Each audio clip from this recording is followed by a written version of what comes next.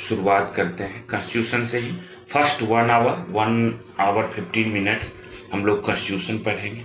Constitution जो आपका paper 1 का पार्ट है। अच्छा देखिए, कॉन्स्टिट्यूशन के साथ साथ ऐसे ही हम पार्लियामेंट्री प्रोसीजर भी इसमें चलेंगे। ठीक है, जब कॉन्स्टिट्यूशन आपका कंप्लीट हो जाएगा तो पार्लियामेंट्री प्रोसीजर की शुरुआत हो जाएगी, यही वे रहेगा। और सेकेंड हाफ में हम लोग पढ़ते हैं पेंशन। कॉन्स्टिट्यूशन में हम लोगों ने पिछले क्लास में आप लोगों ने पढ़ा था फंडामेंटल राइट, आपने पढ़ा था डीपीएसपी, आपने directive principles of state policies पढ़े थे। फिर फंडामेंटल ड्यूटीज के बाद आपने पढ़े थे आर्टिकल 51A तक आप लोगों ने पढ़ लिया था। ठीक है, अब जो आज के क्लास में हम चलने वाले हैं वो आप चलने वाले हैं एक नया टॉपिक। मैं चाहता हूं पहले इससे अवेयर आपको कर दूं, उसके बाद हम लोग चलेंगे तो एग्जीक्यूटिव पढ़ेंगे, फिर जुडिशरी पढ़ेंगे, फिर सारे कुछ बॉडीज वगैरह पढ़ेंगे, तब पार्लियामेंट्री प्रोसीजर में हम लोग इंटर करेंगे। स्टडी मटेरियल ऑलरेडी शेयर्ड है, क्वेश्चन भी शेयर होंगे बनाने के लिए। आइए जरा जानते हैं हम लोग इमरजेंसी के बारे में। क्या ये इमरजेंसी क्या होती है? और इंदिरा गांधी का नाम लेकर के अभी वर्तमान सरकारें कई बार इमरजेंसी का रोना रोती है कि इमरजेंसी लगा दिए, ये किए वो किए। देखेंगे कि इमरजेंसी कितने तरह का होता है, क्या होता है। इमरजेंसी के बारे में कॉन्स्टिट्यूशन में जो आप पढ़ेंगे वो आर्टिकल आपका 352 352 से लेकर के 360 तक संविधान में कुछ इमरजेंसी के प्रोविजंस मिलेंगे। देखिए जरा, ये इमरजेंसी के जो प्रोविजंस हैं इसमें 3 तरह के इमरजेंसी आपको पढ़ने के लिए हैं जो कॉन्स्टिट्यूशन में है। तीनों इमरजेंसी हम पढ़ने जा रहे हैं। फर्स्ट इमरजेंसी जिसको हम बोलते हैं नेशनल इमरजेंसी, ये आर्टिकल 352 में इसके बारे में बात किया गया है। इसका नाम है national emergency. National emergency, Hindi में इसे आपात कहते हैं, राष्ट्रीय आपात। सेकेंड टाइप का जो हम इमरजेंसी पढ़ेंगे वो दूसरा इमरजेंसी होगा। आर्टिकल 4 जोड़ दीजिए, 356 52 में 4 जोड़ दीजिए, 356। ये कहलाता है स्टेट इमरजेंसी। राज्य में राष्ट्रपति शासन लगा देते हैं, ये स्टेट इमरजेंसी कहलाता है। इसी को दूसरा नाम भी कहते हैं प्रेसिडेंट रूल, राष्ट्रपति शासन जिसे आप कहते हैं, इसी को हम कहते हैं प्रेसिडेंट रूल। या इसी का एक और नाम है, क्योंकि राज्य के संविधान के अनुसार एज पर कॉन्स्टिट्यूशन नहीं चल रहा है राज्य का शासन। ठीक है, जो एडमिनिस्ट्रेशन ऑफ स्टेट है इट्स नॉट कह सकते हैं इन कंसोनेंस विद कॉन्स्टिट्यूशनल प्रोविजन, तभी आप ये स्टेट इमरजेंसी का उपयोग करते हैं या प्रेसिडेंट रूल का। इसलिए इसका एक और नाम है कॉन्स्टिट्यूशनल इमरजेंसी। ठीक है, तीनों नाम एक ही चीज का है, कॉन्स्टिट्यूशनल इमरजेंसी। एग्जाम में किसी भी नाम से आए आपको ध्यान रखना है। और थर्ड, जब देश की फाइनेंशियल क्रेडिबिलिटी, इसमें 4 जोड़ दीजिए 356 में, 360 आर्टिकल 360 360। याद रखिएगा, जब आदमी के पास पैसा नहीं होता है ना तो उसे चारों तरफ सब 360 डिग्री दिखने लगता है। ठीक वही है ये, इसको कहते हैं फाइनेंशियल इमरजेंसी। जब देश की वित्तीय हालत सही नहीं हो, फाइनेंशियल क्रेडिबिलिटी एट स्टेक हो, तब फाइनेंशियल इमरजेंसी का उपयोग राष्ट्रपति करते हैं, लगाते हैं। आज हम तीनों इमरजेंसी पढ़ेंगे। आइए सबसे पहले फर्स्ट नेशनल इमरजेंसी के बारे में पढ़ते हैं। इस नेशनल इमरजेंसी का और स्टेट इमरजेंसी का काफी उपयोग होता है, जो आप व्यवहारिक जीवन में देखते भी होंगे। नेशनल इमरजेंसी का पहले हुआ, आजकल नहीं होता है। नेशनल इमरजेंसी 3 ग्राउंड पे लगाए जा सकते हैं, ध्यान रखिएगा। पहला ग्राउंड होता है वार, जब कहीं किसी देश से हुआ है, वार के नाम पे हुआ है। आप देखेंगे, हम आगे बताएंगे, जब चाइना से भी युद्ध हो रहा था तो लगाया गया था। वार के नाम पे आप एक्सटर्नल एग्रेशन, एक्सटर्नल एग्रेशन, कोई देश आप में घुसने की कोशिश कर रहा है। ठीक है, सीमाओं पे क्या है, मतलब बाह्य आक्रमण की स्थिति बनी हुई है। एक्सटर्नल एग्रेशन का मतलब बाह्य आक्रमण की स्थिति बनी हुई है, युद्ध नहीं हो रहा है। युद्ध क्या होता है ना, वार डिक्लेयर्ड होता है, कुछ नियम है, कुछ रूल्स हैं उससे। एक्सटर्नल एग्रेशन वार जैसी स्थिति बनी हुई है, ऐसे केसेस में लगाया जा सकता है। और थर्ड थर्ड जो कंडीशन है वो आर्म्ड रिविलियन है, सशस्त्र विद्रोह, आर्म्ड रिविलियन। देखिए इसका एक कहानी है। आर्म्ड रिविलियन वर्ड पहले था नहीं। पहले कौन सा वर्ड था? पहले आप देखेंगे ये आर्म्ड रिविलियन वर्ड जोड़ा गया है। ये जोड़ा गया 44th अमेंडमेंट से। इससे पहले हुआ करता था जिसको कहते हैं कि मतलब इंटरनल डिस्टरबेंसेस, ठीक है। इससे पहले एक वर्ड हुआ करता था इंटरनल डिस्टरबेंसेस। इंदिरा गांधी ने इसका दुरुपयोग किया था। इंटरनल डिस्टरबेंसेस का मतलब क्या? अब इसका कुछ ऐसा कुछ था ही नहीं। अगर आप पे शक है इंटरनल डिस्टरबेंसेस, शक है कि आप इंटरनल डिस्टरबेंस पैदा कर सकते हैं, जैसे उनके अपोजिशन पॉलिटिकल पार्टी वाले कहीं भी मीटिंग करें, सरकार को लगे कि वे आंतरिक अशांति फैला सकते हैं, तो इस वर्ड को रिप्लेस कर दिया गया किससे? आर्म्ड रिविलियन वर्ड से, कि नहीं सशस्त्र विद्रोह हो। ऐसा नहीं हो कि विपक्ष को सिर्फ जेल में डालने के लिए ऐसा करें। और ये वर्ड डिलीट कर दिया गया किससे? तो 44th अमेंडमेंट से। इसको याद रखना है। कौन सा अमेंडमेंट से चेंज किया गया? 44th अमेंडमेंट 1976, सॉरी 44 था, 78, 42 में 76 था। 44th अमेंडमेंट मोरारजी देसाई की सरकार आई, जब इंदिरा गांधी की सरकार गई तो फिर उन्होंने तुरंत आकर के इंटरनल डिस्टरबेंसेस वर्ड को हटा करके क्या लाया? आर्म्ड रिविलियन वर्ड लाया। तो अब 3 ग्राउंड है हमारे वार, ये नेशनल इमरजेंसी लगाने के लिए। वार, एक्सटर्नल एग्रेशन, और थर्ड क्या है? Armed rebellion. ठीक है, चलिए ये 3 ग्राउंड के आधार पे। अच्छा एक बात याद रखिएगा, ध्यान रखिएगा, जो अब इसमें भी एक छोटा सा क्लासिफिकेशन हम देख लेते हैं। जो ये वार के आधार पे हो या एक्सटर्नल एग्रेशन के आधार पे हो, इसको कहते हैं, इस दोनों का एक नाम बुलाया जाता है। अगर इस आधार पे लगाया जाए तो नेशनल इमरजेंसी को कई बार एक्सटर्नल इमरजेंसी भी कहते हैं। एक्सटर्नल इमरजेंसी का मतलब क्या? कि भाई रीजन जो है एक्सटर्नल है, इंटरनल नहीं है। और अगर आर्म्ड रिविलियन के नाम पे हो, इस नाम पे लगाया जाए, तो इसे इंटरनल इमरजेंसी भी कहते हैं, कि भाई देश के अंदर का मामला है, ठीक है। तो इसे कई बार कई कॉन्स्टिट्यूशन के बुक में इंटरनल इमरजेंसी के नाम से भी जाना जाता है। इस बात को आप ध्यान रखिएगा। आइए हम सब चलते हैं, आर्टिकल तीनों याद रखिएगा, पूछता है। अभी हम लोग 352 नेशनल इमरजेंसी पे चलेंगे, जिसके 3 ग्राउंड को आपने देख लिया है। वार, एक्सटर्नल एग्रेशन और आर्म्ड रिबिलियन के बारे में आपने देखा है। अब इन तीनों के बारे में हम पढ़ते हैं क्या क्या इससे रिलेटेड प्रोविजंस हैं। चलिए जरा देखते हैं इससे रिलेटेड कि कौन इसको लागू करेगा, कॉम्पिटेंट अथॉरिटी कौन है। हमने नेशनल इमरजेंसी पढ़ने हैं। नेशनल इमरजेंसी का आर्टिकल आपने देखा, कौन सा है? आर्टिकल 352। 4 जोड़ते जाएंगे तो तीनों इमरजेंसी का मिल जाएगा। याद रखने का तरीका आपने देखा, वार का ग्राउंड है, एक्सटर्नल एग्रेशन का ग्राउंड है, ठीक है, एक्सटर्नल एग्रेशन। और आपने देखा थर्ड ग्राउंड कौन सा है? तो भाई आर्म्ड रिबिलियन। ये आप देखिए, इसका दुरुपयोग नहीं हो सकता है। जब तक सशस्त्र विद्रोह की बात ना हो तब तक ऐसा नहीं कर सकते। अब इसमें से सबसे पहला सवाल आता है कि भाई नेशनल इमरजेंसी में एक एक चीज करके देखते चलेंगे। इसका प्रोक्लेम कौन करेगा? प्रोक्लेमेशन, घोषणा कौन करेगा? देखिए आपको पता चल गया कि भाई प्रोक्लेमेशन कौन करेगा, तो ऑलवेज प्रेसिडेंट करेगा। प्रोक्लेम कौन करेगा? प्रेसिडेंट। लेकिन प्रेसिडेंट ऐसे नहीं कर सकता, उसको सपना नहीं आ जाएगा। प्रेसिडेंट कर तो सकता है, बट प्रेसिडेंट किसके आधार पे करेंगे?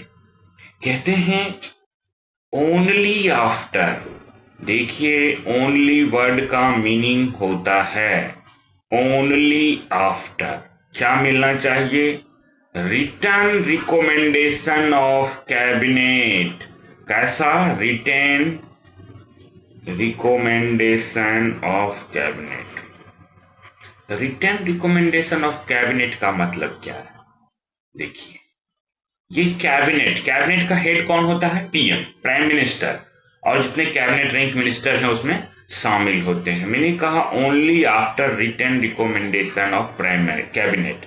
इसका मतलब है जो रिकमेंडेशन आपको भेजा जाएगा उसका, उस पे क्या हो, सबका साइन हो, सबने लिखा हो, मीन्स हो जाएगा ऑल का मतलब क्या? पीएम प्लस कैबिनेट जितने मिनिस्टर हैं, जो कैबिनेट के सदस्य होते हैं, कैबिनेट मिनिस्टर लिखा हो, उस पे साइन किया हो कि हाँ भाई नेशनल इमरजेंसी लगाइए। अदरवाइज अगर मान लीजिए सिर्फ ओनली एडवाइस ऑफ पीएम से काम चलेगा, एडवाइस ऑफ प्राइम मिनिस्टर से काम चलेगा, कहते हैं नॉट सफिशिएंट। सिर्फ अगर पीएम लिख के दे दे तो नहीं होगा, सबको लिखना पड़ेगा नेशनल इमरजेंसी लगाने के लिए। इसीलिए मैंने कहा only after written recommendation of cabinet.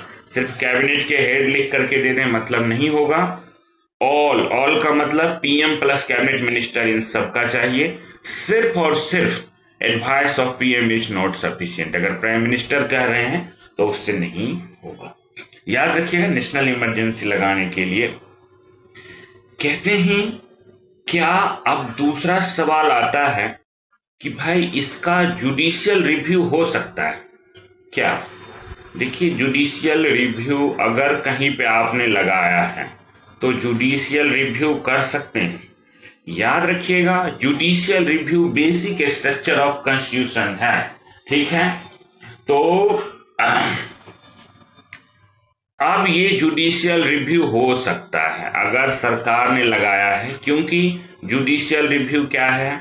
Judicial review जो है बेसिक स्ट्रक्चर ऑफ कॉन्स्टिट्यूशन है, बेसिक स्ट्रक्चर ऑफ कॉन्स्टिट्यूशन। और बेसिक स्ट्रक्चर ऑफ कॉन्स्टिट्यूशन को कोई बदल नहीं सकता। तो कहीं भी पूछे ना किसका जुडिशियल रिव्यू हो सकता है, तो हमेशा मैक्सिमम आपका यस ही रहेगा, कुछ अगर एक्सेप्शन नहीं दिए गए हैं कॉन्स्टिट्यूशन में तो आपको बोलना है कि yes, judicial review basic structure of constitution है।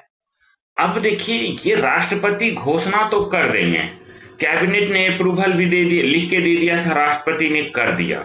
अब इनको जरूरत पड़ती है इस इमरजेंसी के ऊपर पार्लियामेंट्री अप्रूवल का। किसका जरूरत पड़ती है? पार्लियामेंट्री अप्रूवल की जरूरत पड़ती है कि भाई पार्लियामेंट, ये तो तत्कालिक घोषणा तो हो गई, लेकिन अब कैबिनेट को ले जाना पड़ेगा इसे पार्लियामेंट के सामने कि हाँ जी अब इसे अप्रूव करिए। पार्लियामेंट्री अप्रूवल जो चाहिए इसके लिए रिक्वायर्ड होता है, ध्यान रखिएगा आप लोग, स्पेशल मेजोरिटी। कौन सी मेजोरिटी जरूरी होती है पार्लियामेंट के दोनों हाउस में? स्पेशल मेजोरिटी जरूरत पड़ती है, स्पेशल मेजोरिटी से पास करे। स्पेशल मेजोरिटी का मतलब रहेगा कि देखिए, एक तो रहेगा मेजोरिटी ऑफ टोटल मेंबरशिप, ठीक है, जितने मेंबर हैं, मेजोरिटी ऑफ टोटल मेंबरशिप। आप लोग को पता है मैंने शुरू में ही वोटिंग के बारे में, मेजोरिटी के बारे में बता दिया था शुरुआती के क्लास में ही, प्लस 2/3 क्या जरूरत पड़ता है? प्रेजेंट एंड वोटिंग का, 2/3 of present and voting. Present and voting मतलब जितना सरकार का मेंबरशिप है, टोटल जितने मेंबर्स हैं उसका तो मेजोरिटी चाहिए ही चाहिए, प्लस प्रेजेंट एंड वोटिंग का 2/3 चाहिए। ये दोनों कंडीशन सेटिस्फाई होना चाहिए, तभी ये पार्लियामेंट्री अप्रूवल माना जाएगा। ये बोथ हाउसेस में चाहिए होगा। कौन से हाउसेस में? दोनों हाउस। कौन कौन से हाउस हैं? लोकसभा और राज्यसभा, बोथ हाउसेस में चाहिए होंगे। कितने दिनों के भीतर चाहिए होंगे?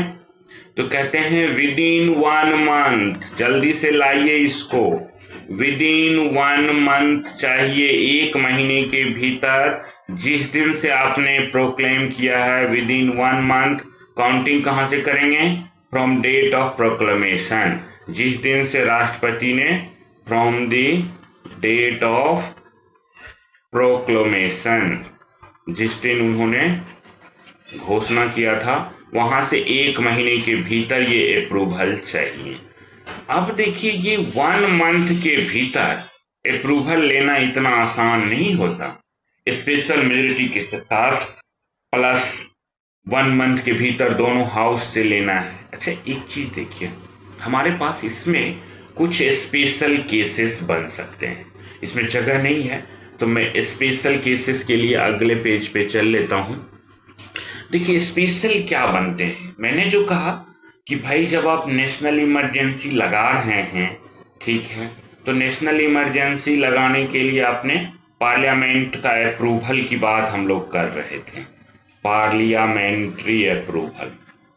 आपने देखा कि भाई दोनों हाउस से चाहिए, कौन सी मेजोरिटी चाहिए, तो स्पेशल मेजोरिटी चाहिए।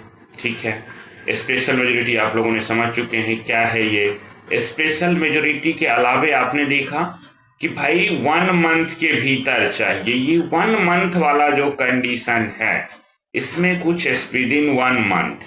1 मंथ में कैसे होगा, कभी कभी क्या होता है, इसमें स्पेशल सिचुएशन एराइजेज होते हैं। जैसे राज्यसभा तो परमानेंट हाउस है, ठीक है। स्पेशल सिचुएशन क्या अराइज हुआ, मान लीजिए पहला पहला स्पेशल सिचुएशन आप देखिए कि चलिए राज्यसभा परमानेंट हाउस है, राज्यसभा हमेशा रहता है, ये तो अप्रूव करेगा कितने दिनों के भीतर, विद इन 1 मंथ। ये परमानेंट हाउस है, इसको कभी डिजॉल्व होते हुए आप लोगों ने नहीं देखा है, हम लोग इस पे डिटेल में बात करेंगे। 1 मंथ में ये तो अप्रूव कर देगा। लेकिन लोकसभा तो चुनाव होके कॉन्स्टिट्यूट होता है, कभी सरकार की मेजोरिटी हो जाए, ये डिजॉल्व होता है। ठीक है, अब ऐसा सिचुएशन आ सकता है कि लोकसभा जो था, पहला पहला ले रहे हैं, लोकसभा जो था वो डिजॉल्व था, 5 साल पूरा हो गया था, 5 साल पूरा होने पर ऑटोमेटिक डिजॉल्व हो जाता है या राष्ट्रपति उसको डिजॉल्व कर देते हैं।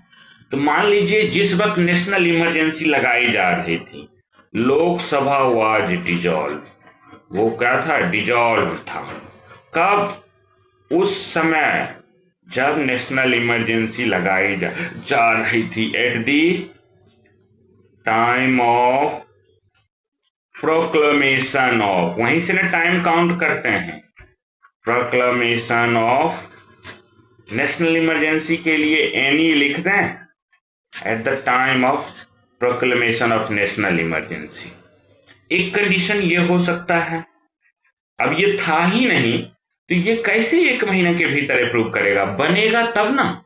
या दूसरा मानिए अभी दोनों सदन हैं, लोकसभा राज्यसभा हैं, ठीक है, लेकिन क्या होता है, लोकसभा जो है डिजॉल्व हो जाता है, नेशनल इमरजेंसी घोषणा हुआ, अब मान लीजिए 1 महीने के भीतर अप्रूव नहीं किया, विद इन 1 मंथ, 1 ही महीने के भीतर ये क्या हो गया, डिजॉल्व हो गया। विद इन 1 मंथ या 13 डेज, 1 मंथ का मतलब हमेशा याद रखिएगा, अगर डेज में आए 13 डेज ही, 31 नहीं होता।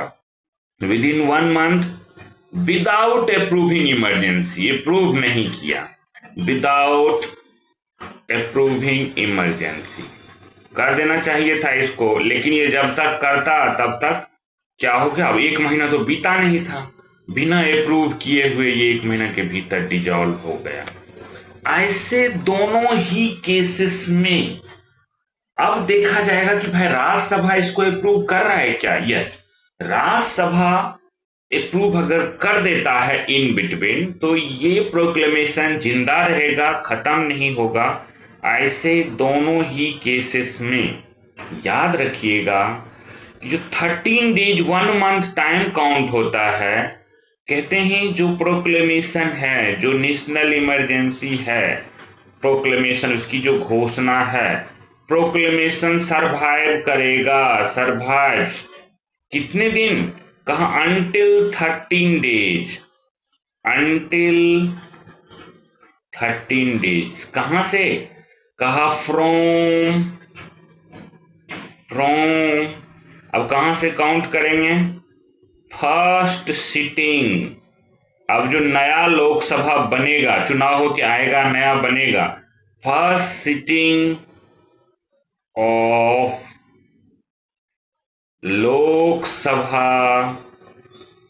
आफ्टर इट्स रिकॉन्स्टिट्यूशन, जब ये दोबारा बन गया तब से 1 महीना का टाइम काउंट करेंगे। ये जो 30 दिन कहते थे ना, ये अब लोकसभा के लिए जैसे डिजॉल्व हो गया बिना अप्रूव किए हुए, विदाउट अप्रूविंग, या मान ली उस वक्त था ही नहीं, तो कोई बात नहीं, जब से लोकसभा नया बनेगा, चुनाव होके आएगा, तब उससे जिस दिन उसका फर्स्ट सीटिंग होगा, फर्स्ट सीटिंग से उसका काउंटिंग शुरू होता है। हम लोग पार्लियामेंट्री प्रोसीजर में देखेंगे कि लोकसभा के पीरियड को कहां से काउंट करते हैं। जिस दिन उसका फर्स्ट सीटिंग होता है वहां से, तो 30 डेज वहां से काउंट होना चाहिए। लेकिन इसके लिए एक कंडीशन है, दूसरा कंडीशन जो मैं इधर लगा रहा हूं एडिशन करके, जैसे कंडीशन नहीं लगा देते हैं कि राज्यसभा तो भाई आपका परमानेंट हाउस था, प्रोवाइडेड राज्यसभा क्या करे इसको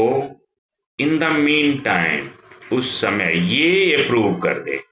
इन द मीन टाइम क्या करे, उस बीच में हैज अप्रूव्ड इट, इसको क्या कर दिया है, अप्रूव कर दिया है।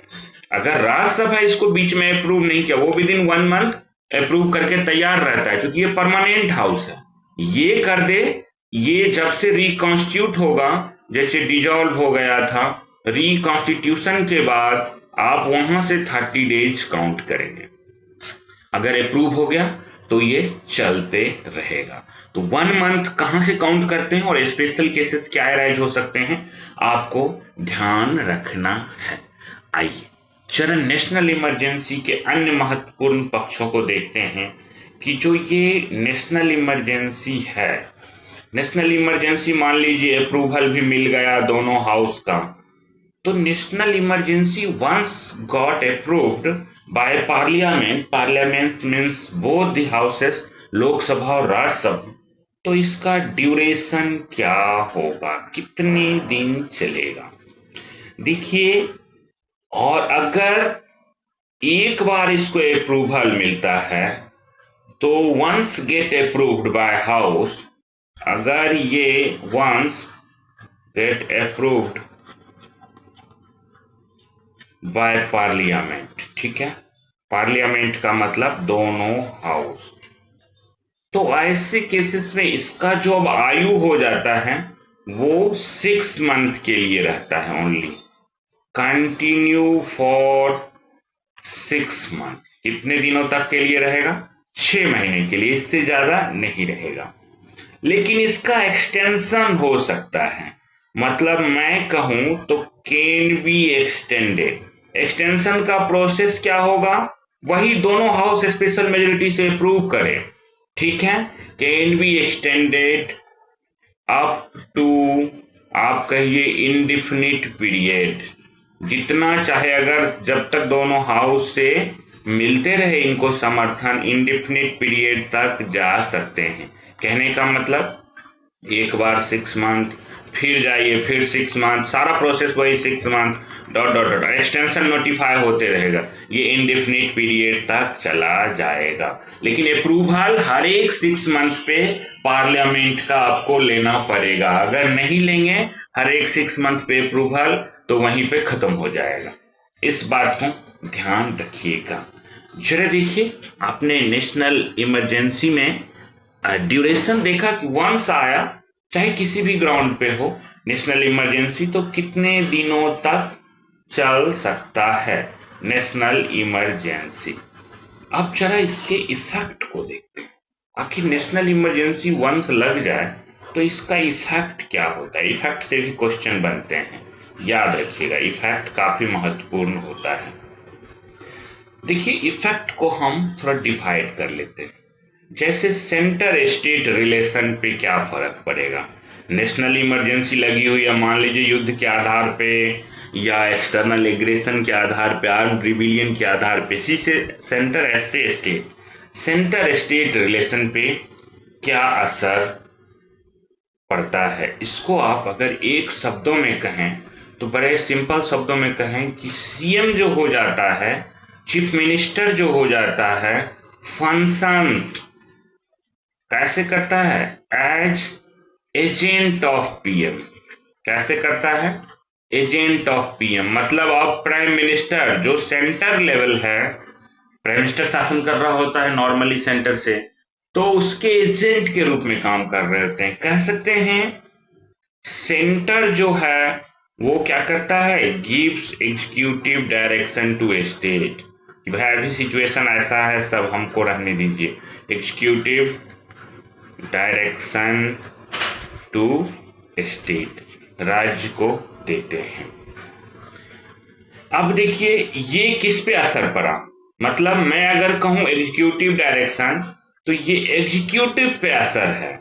जो शासन कर रहे थे वहां पे एग्जीक्यूटिव, जो ग्रांड एग्जीक्यूटिव थे, चीफ मिनिस्टर, उनका कैबिनेट मिनिस्टर, ये इन पे देखिए असर पड़ा कि एग्जीक्यूटिव पावर किसके पास आ गया, सेंटर के पास सारा का सारा ले रखा है, जो भी डायरेक्शन देगा ऐसे करो, ऐसे करेंगे ये। जरा देखिए लेजिस्लेचर जो कानून बनाते हैं, राज्य सूची की विषयों पे स्टेट लेजिस्लेटिव असेंबली बनाती है, लेजिस्लेचर पे क्या असर पड़ेगा। लेजिस्लेचर जो है पार्लियामेंट फुल पावर एक्वायर कर लेता है। आप कह सकते हैं जो आपका पार्लियामेंट है, संसद है, पार्लियामेंट एक्वायर्स पावर, क्या पावर, स्टेट के मैटर पे भी। अब स्टेट लिस्ट पे, जो स्टेट लिस्ट असेंबली बनाता था, उस पे भी क्या कर देता है, अपना लॉ बनाता है, मेक लॉज, कौन से, on subject of state list, subject of state list, क्योंकि ऐसा सिचुएशन नहीं है कि राज्य को छोड़ा जाए। देखिए कौन ज्यादा इंपावर्ड होते चला गया, स्टेट लिस्ट में भी कौन घुस गया, पार्लियामेंट घुस गया, सारा का सारा पार्लियामेंट को पावर आ गया। ठीक है, अच्छा ये जो लॉ बना देगा, मान लीजिए किसी भी सब्जेक्ट पे, ये लॉ जब तक इसकी वैलिडिटी कब रहती है, जो ये लॉ रहेगी, लॉ की वैलिडिटी, ये कानून कब तक रहेगा लागू, लॉ वैलिडिटी रहेगी, देखिए ड्यूरिंग इमरजेंसी, ड्यूरिंग इमरजेंसी तो लागू रहेगा ही रहेगा, इमरजेंसी प्लस इसके अलावे जब इमरजेंसी खत्म हो जाएगा तो 6 मंथ, 6 महीने after the cease of emergency, जब इमरजेंसी खत्म हो जाए, सीज ऑफ इमरजेंसी, फिर अपना राज्य वापस, राज्य का जो लेजिस्लेटर है, लेजिस्लेशन है, स्टेट लेजिस्लेटिव असेंबली है, फिर वो अपना जो कानून बनाए या जो कानून उनका है वो लागू हो जाएगा। लेकिन ये लॉ जो पार्लियामेंट बना दिया है, ये लॉ वैलिड कब तक रहेगा, ड्यूरिंग होल इमरजेंसी, और इमरजेंसी के 6 महीने आफ्टर तक ये वैलिड रहेगा। क्लियर है, चलिए एग्जीक्यूटिव इंपैक्ट देख लिया आपने, लेजिस्लेटिव इंपैक्ट देख लिए, अब जरा फाइनेंशियल भी देख ही लेते हैं कि पैसा पे। अब आप लोगों को पता चल गया होगा कि भाई जब इतना कब्जा कर लिया है पार्लियामेंट, तो फाइनेंशियल पे राज्य को कहां से छोड़ेगा। फाइनेंशियल जो होता है, देखिए सेंटर और स्टेट के बीच, हमेशा याद रखिएगा, सेंटर स्टेट के बीच रेवेन्यू का डिस्ट्रीब्यूशन होता है, रेवेन्यू डिस्ट्रीब्यूशन।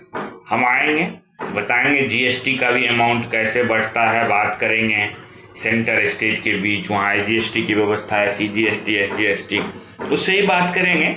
और साथ साथ हम ये भी देखेंगे कि एक फाइनेंस कमीशन का कंसेप्ट आएगा, जो सेंटर स्टेट के बीच रेवेन्यू डिस्ट्रीब्यूशन के मॉडल को बताता है कि जितना टैक्स कलेक्शन हुआ सब हुआ, कितना स्टेट को देना है, कितना सेंटर को देना है। तो ये हमारे बीच फाइनेंशियल, सेंटर स्टेट के बीच फाइनेंशियल रिलेशंस होते हैं। आप ये होते हैं कि जो रेवेन्यू डिस्ट्रीब्यूशन है, ठीक है, इसको अल्टर कर सकते हैं। सेंटर उस वक्त चाहे तो जो रेवेन्यू डिस्ट्रीब्यूशन का मॉडल बना हुआ है, रेवेन्यू डिस्ट्रीब्यूशन जो सेंटर स्टेट के बीच है, कैन बी अल्टर्ड। ऐसा नहीं रहेगा युद्ध के आधार पे है, अल्टर्ड हो सकता है। और ये कब तक वैलिड रहेगा, ये अल्टरेशन, इसकी वैलिडिटी कब तक रहेगी, मान लीजिए इसकी वैलिडिटी रहती है एंड ऑफ फाइनेंशियल ईयर। कौन से financial year? And of financial year. कौन सा फाइनेंशियल ईयर कहते हैं? इन विच, जिसमें क्या होता है कि भाई इन which emergency is seized. Emergency क्या हो जाता है? सीज्ड हो जाता है, खत्म हो जाता है, या इमरजेंसी बिकम्स इनऑपरेटिव, इमरजेंसी का एंड हो जाता है।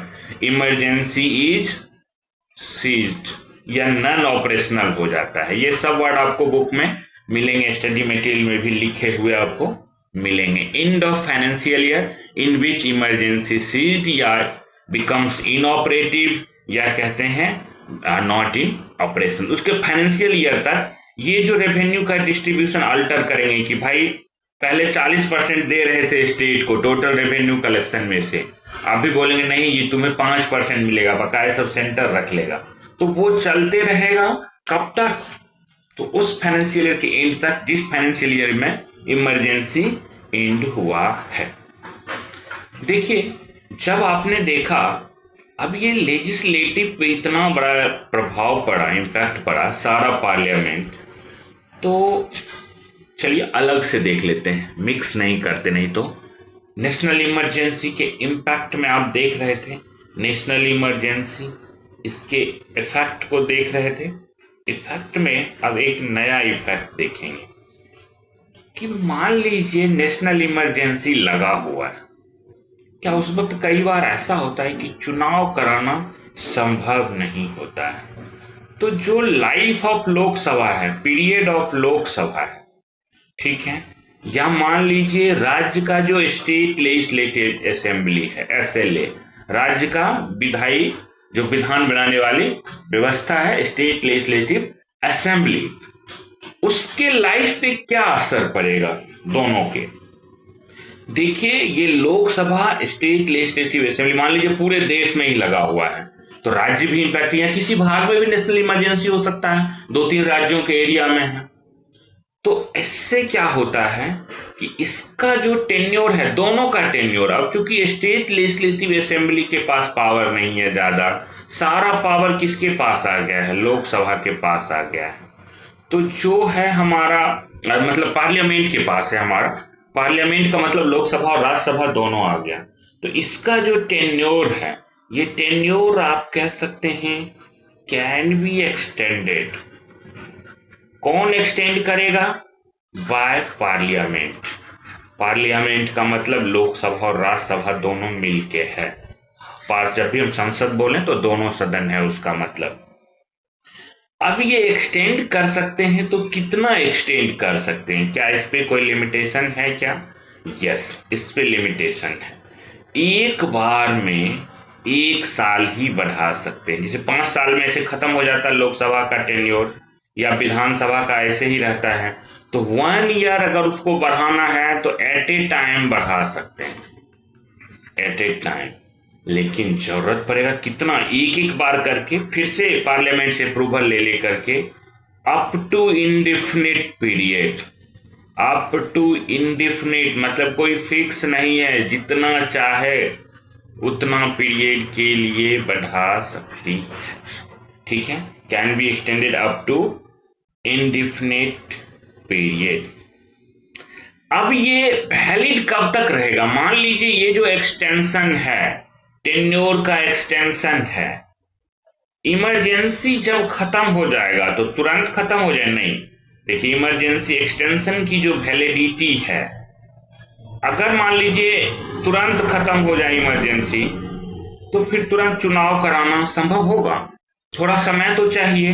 तो कहते हैं कि ये जो वैलिड रहेगा मैक्सिमम 6 मंथ तक, 6 महीने के भीतर आप चुनाव करा लीजिए, मैक्सिमम 6 मंथ आफ्टर, किसके बाद? आफ्टर इमरजेंसी, जो क्या है, इमरजेंसी इज सीज्ड या नॉट इन ऑपरेशन। जब इमरजेंसी सीज हो जाता है तो उसके 6 मंथ तक, मैक्सिमम 6 महीने तक क्या रहेंगे? ये वैलिड रहेंगे, देयर आफ्टर वैलिड नहीं रहेंगे। उसके बाद 6 महीने के भीतर अपना चुनाव करा लीजिए। चुनाव कराने के बाद आपका फिर नई सरकारें आ जाएगी, स्टेट लेजिस्लेटिव असेंबली हो जाएगा, जो भी हो जाएगा, जो चुनाव जीत के आएंगे सरकार चलाएंगे। एक महत्वपूर्ण इम्पैक्ट है नेशनल इमरजेंसी के ऊपर, जो फंडामेंटल राइट पे क्या इम्पैक्ट पड़ता है, इसको बड़े हम थोड़ा सा बैकग्राउंड के साथ पढ़ेंगे। Effect on fundamental right. आप लोगों ने फंडामेंटल राइट पढ़ा है, इसको थोड़ा सा पुराने कॉन्स्टिट्यूशन का भी आपको जानना चाहिए। नहीं जानेंगे तो आपको थोड़ा सा अधूरा लगता है। अभी का प्रोविजन तो डायरेक्ट बता दें, ऐसे याद हो जाए, लेकिन थोड़ा बैकग्राउंड जानेंगे तो आपको समझ अच्छी बनेगी। आइए जान लेते हैं। जब भी नेशनल इमरजेंसी प्रोक्लेम होता है तो दो इम्पैक्ट मैं देखना चाहता हूं, ठीक है।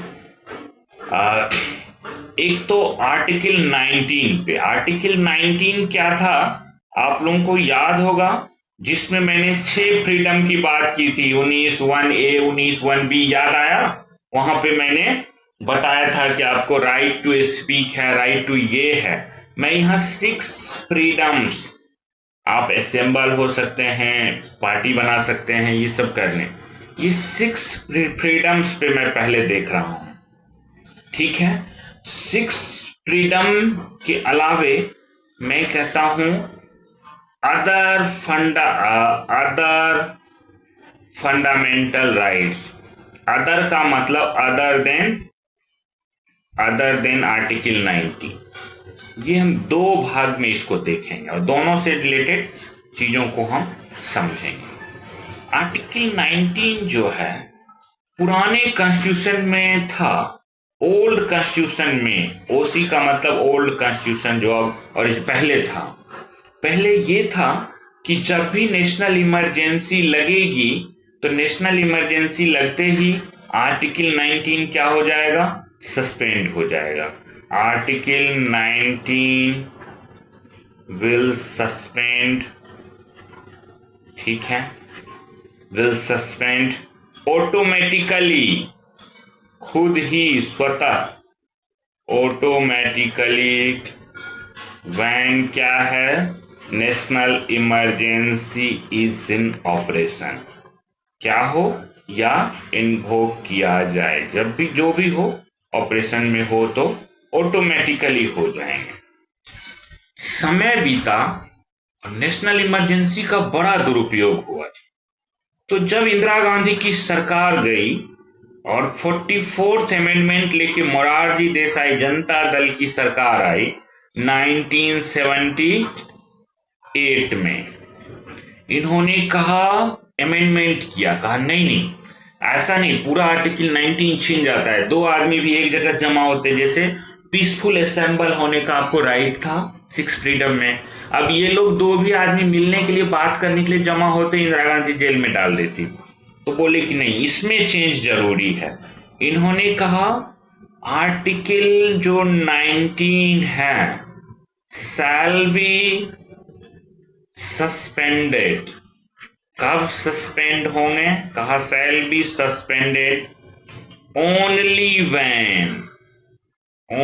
व्हेन का मतलब ओनली व्हेन नेशनल इमरजेंसी जो है, ठीक है, इज ऑन ग्राउंड ऑफ, कहा 2 ग्राउंड, कौन कौन सा, कहा अगर वार के नाम पे है तब, अगर एक्सटर्नल एग्रेशन के नाम पे है तब, अदरवाइज जो इंदिरा गांधी ने क्या किया था, इंटरनल डिस्टरबेंसेस के नाम पे किया था, जो बाद में आर्म्ड रिबिलियन बन गया। कहा देश के अंदर ये अगर एक्सटर्नल इमरजेंसी है तब तो हम मानेंगे कि ठीक है आर्टिकल 19 आप किसी का छीन लीजिए।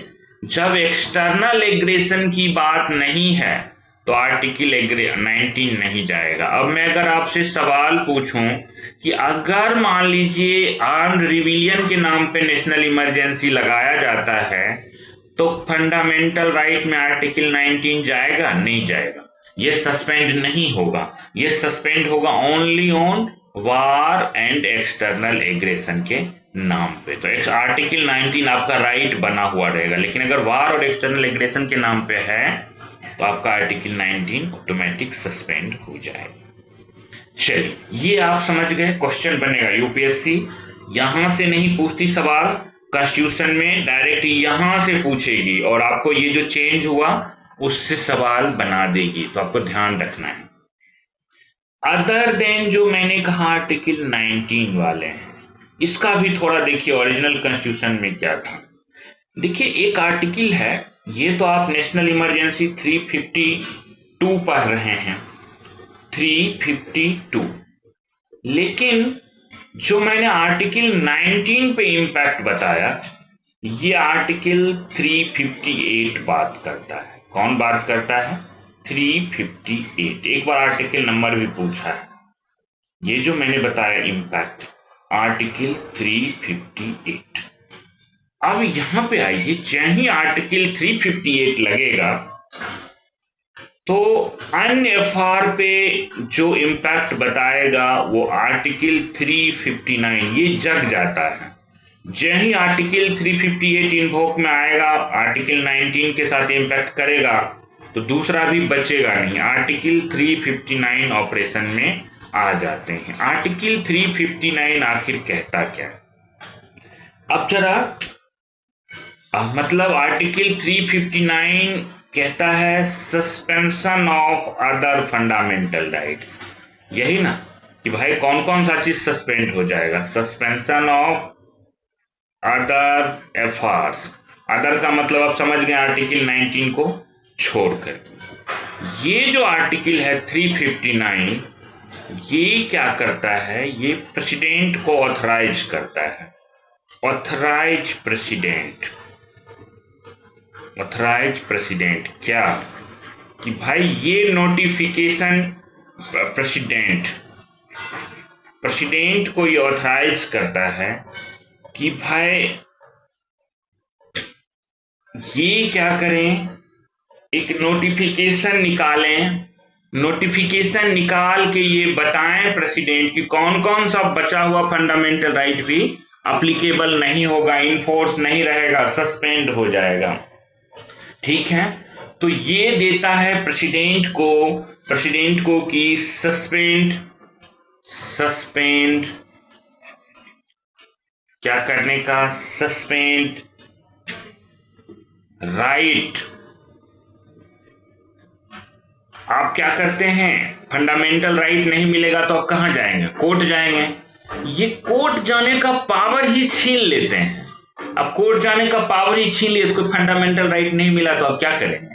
कौन दिलाएगा आपको?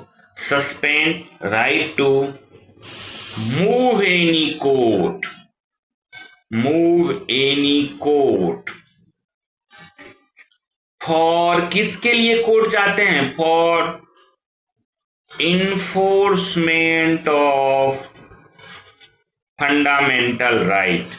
अब आप कोर्ट ही नहीं जा सकते तो गया, इन्फोर्समेंट ही आपका नहीं होगा। देखिए यहां पे एक्चुअल क्या हुआ, हमने कहा आपको ये राइट है, लेकिन आपने कहा अगर ये राइट नहीं मिलेगा तो हमने कहा आप कोर्ट नहीं जा सकते। मतलब जो सरकार बोलेगी वही, अब कोई आपको बचाने वाला नहीं है। एक्चुअल प्रैक्टिकली आपका अदर फंडामेंटल राइट सारा छीन जाता है।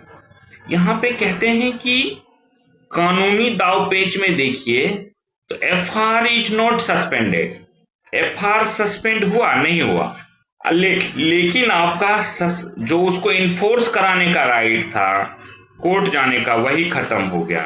बट देयर इन्फोर्समेंट जो है, but enforcement of FR is suspended, enforcement of FR is suspended. यही हो जाता है ना। देखिए अब इन्फोर्समेंट ही नहीं है तो आप कौन सा राइट ले सकते हैं? ठीक है, मतलब ये जो कहते हैं इन्फोर्समेंट सस्पेंड होने का मतलब क्या है? जो आपको सुविधाएं थी, रिमेडियल मेजर जो आपको नहीं मिल रहा था उसके लिए जो रिमेडियल मेजर्स बताए गए थे, रिमेडियल मेजर्स क्या हो जाते हैं? आपका सस्पेंड हो जाते हैं कि भाई मिला तो मिला, नहीं मिला तो सस्पेंड हो गए। ठीक है, रिमेडियल मेजर इसके लिए क्या करते हैं? प्रेसिडेंट ऑर्डर इशू करते हैं, एक नोटिफिकेशन, एक ऑर्डर प्रेसिडेंशियल ऑर्डर से ये ऐसा हो जाता है। ये बातें चल रही थी। प्लस इसमें जैसे मानिए कि ठीक है इमरजेंसी खत्म हो जाएगा तब आप डंडे चलाएंगे, सपोज करिए। इसके साथ साथ जो ये प्रेसिडेंशियल ऑर्डर इशू होता था, इसको इम्यूनिटी प्राप्त थी कि भाई जितने भी एक्शन इन्होंने लिए नेशनल इमरजेंसी में, ठीक है, एक मेजर तो आपने देखा कि प्रेसिडेंट को कि भाई सस्पेंड कर देंगे, ठीक है, सस्पेंड करके सारा आपका right to move any court ही जाने का खत्म कर दिए, मतलब इन्फोर्समेंट ही खत्म कर दिए, रिमेडियल मेजर ही खत्म कर दिए। दूसरा था जितने भी एक्शंस हैं, ये फर्स्ट बातें थी कि फर्स्ट की रिमेडियल एक्शन खत्म कर दिए गए। दूसरी नंबर इसमें बातें थी, या एडिशन प्लस करके आप लिखिए, जैसे भी लिखिए, कि प्रेसिडेंट एक तो खत्म करेंगे ही करेंगे, प्लस जितने लेजिस्लेटिव एक्शन हैं, जितने कानून बने, legislative action plus executive action, जितने एग्जीक्यूटिव एक्शन हैं, जो भी सरकार ने एग्जीक्यूटिव एक्शन लिया या जो भी पार्लियामेंट ने उस वक्त कानून बनाया, उस सब को क्या कर दिया गया, कहा कि आप भविष्य में भी कभी इसे चैलेंज नहीं करेंगे।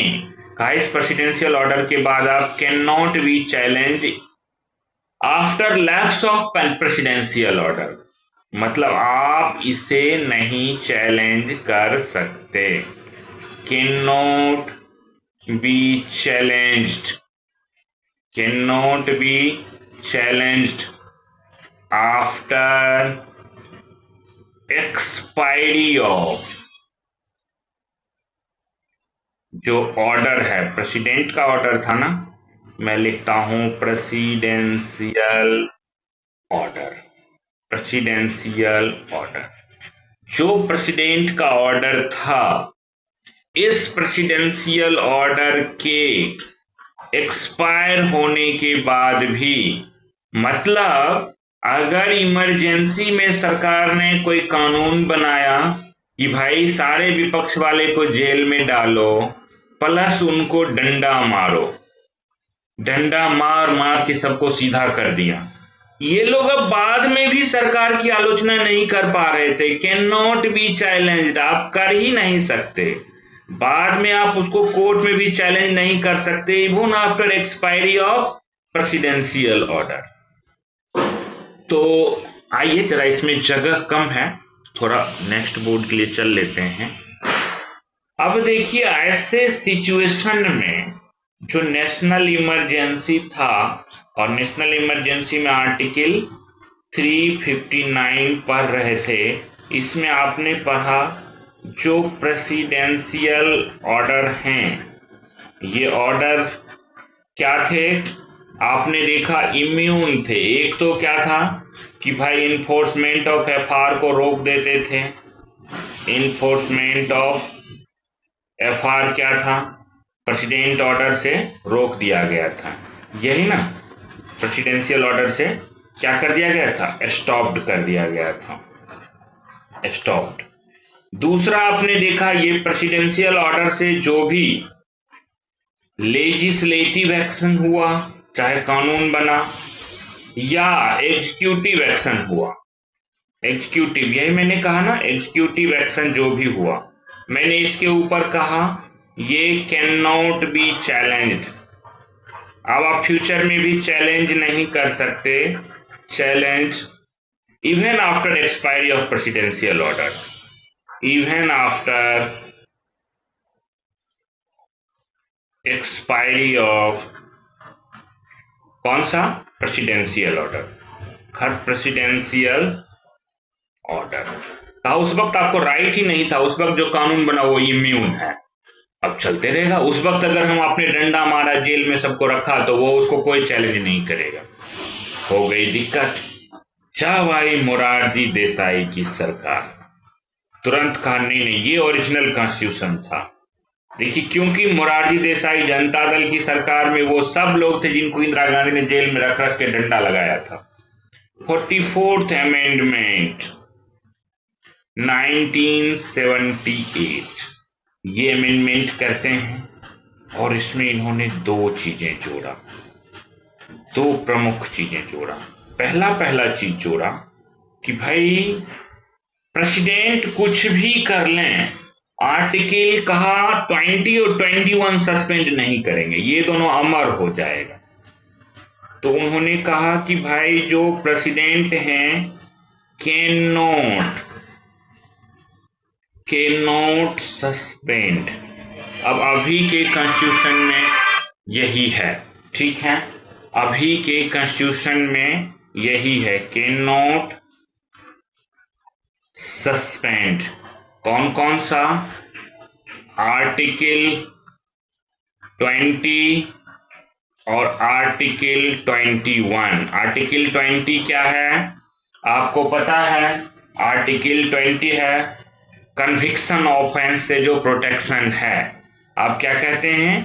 प्रोटेक्शन, यही था ना, मैं जस्ट रिमाइंड कर रहा हूं। प्रोटेक्शन इन रिस्पेक्ट